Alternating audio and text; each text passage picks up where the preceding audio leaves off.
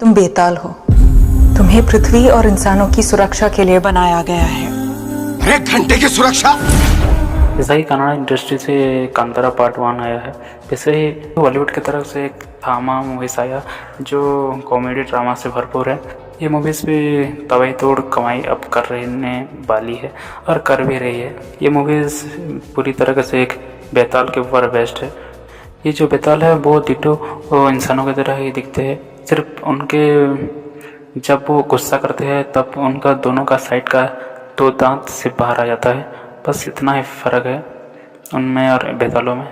जैसा कि हमने बेताल की मूवीज़ पुली में देखा है, बिल्कुल ऐसे ही इस मूवीज़ में भी बेताल है, पर कहानी थोड़ा सा अलग है। और इस मूवीज़ के लीड रोल में आयुष्मान खुराना और रश्मिका मंदाना जो है वो एक बेताल का कैरेक्टर प्ले कर रही है।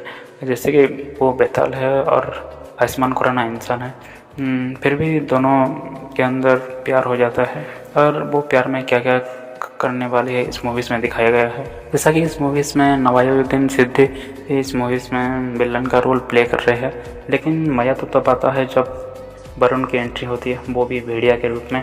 और आपको जानकर हैरानी होगी कि बेतालों का जो सबसे बड़ा दुश्मन है वो भेड़िया ही है और दोनों का खून के प्यासे है और दोनों का खून पीने से दोनों की ताकत में बढ़ती होती है, मतलब बढ़ता है, इसलिए दोनों का खून पीने की कोशिश करते हैं।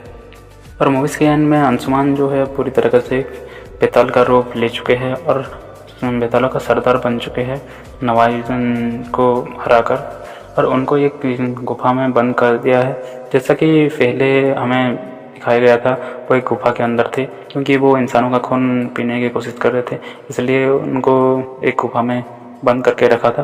बिल्कुल उसी तरह से वो बंद करके रखे हैं और उनको एक छुड़ाने के लिए कुछ अजीब सा एक चीज़ आता है और उससे उनको छुड़ा कर ले जाता है।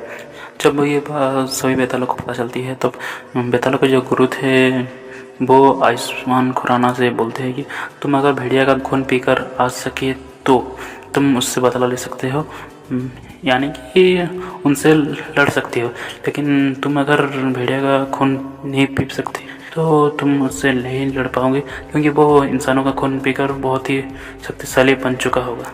इतना में मूवीज़ का दी एंड हो चुका है। अब पार्ट 2 में क्या होगा ये देखना बाकी है। या आयुष्मान खुराना वरुण धवन का खून पीकर नवाजुद्दीन से लड़ने के लिए जाएंगे, या फिर नवाजुद्दीन इंसानों का खून पीकर ज़्यादा ही शक्तिशाली होकर आयुष्मान को मार देगा, ये कहना बहुत मुश्किल है। या फिर ऐसा भी हो सकता है कि नवाजुद्दीन सिद्दीकी का मुकाबला करे दोनों मिलकर। तो चलिए आज के लिए बस इतना ही, मिलते हैं अगली वीडियो में।